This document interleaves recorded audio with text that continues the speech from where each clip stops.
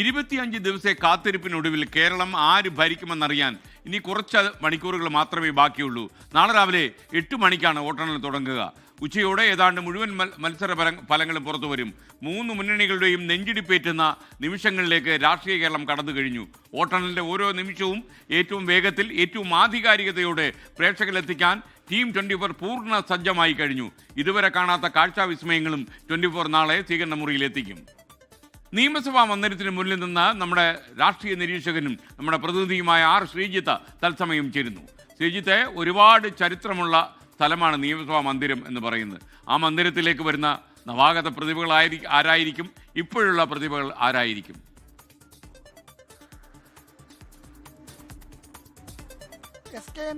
നാളെ ഏതാണ്ട് ഇതേ സമയമാകുമ്പോൾ കേരളം എങ്ങോട്ട് ചിന്തിക്കുന്നു എന്ന കാര്യത്തിൽ വ്യക്തതയുണ്ടാകും. ആദ്യ ഫലസൂചനകളുമായി ബന്ധപ്പെട്ടുള്ള ഒരു ട്രെൻഡ് എന്താണെന്ന കാര്യം 10 മണിയോടെ വ്യക്തമാകും.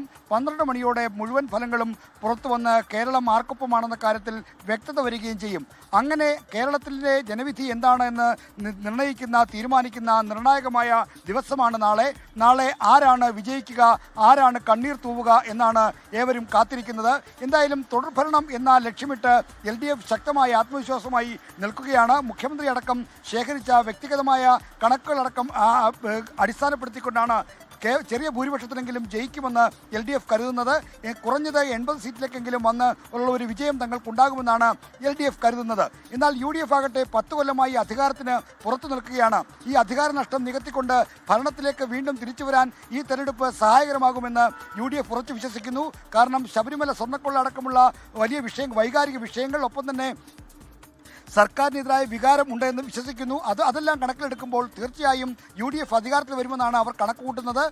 BJP ആകട്ടെ കേരളത്തിൽ അക്കൗണ്ട് തുറക്കുന്നതിനൊപ്പം നിർണായകമായ ഒരു വോട്ട് വിഹിതം നേടി അവഗണിക്കപ്പെടാനാവാത്ത ഒരു ശക്തിയായി വളരുമെന്ന് പ്രതീക്ഷിക്കുന്നു. അതുകൊണ്ട് തന്നെ ഈ നിയമസഭയിലേക്ക് ആരാണ് നവാഗത പ്രതിഭകളായി കടന്നു വരിക, ആരൊക്കെയാണ് നിലവിലുള്ള MLA-മാരിൽ തോൽക്കുക തുടങ്ങിയ കാര്യങ്ങളൊക്കെ നാളെ വ്യക്തത വരും. എന്തായാലും മുന്നണികളുടെ നെഞ്ചിടിപ്പേറുന്ന മണിക്കൂറുകളാണ്. നാളെ 8 മണിക്ക് വോട്ടെണ്ണൽ ആരംഭിക്കാൻ പോകുന്നു.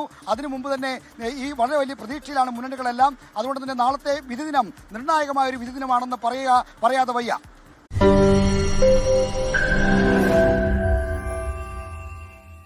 ലോകത്തെവിടെയായാലും ഏത് സമയത്തും 24 വാർത്തകളും ഓഗ്മെന്റഡ് റിയാലിറ്റി പാക്കേജുകളും എക്സ്പ്ലെയിനറുകളും വിശദമായി കാണാൻ ഞങ്ങളുടെ YouTube ചാനൽ നിങ്ങൾക്ക് സബ്സ്ക്രൈബ് ചെയ്യാം.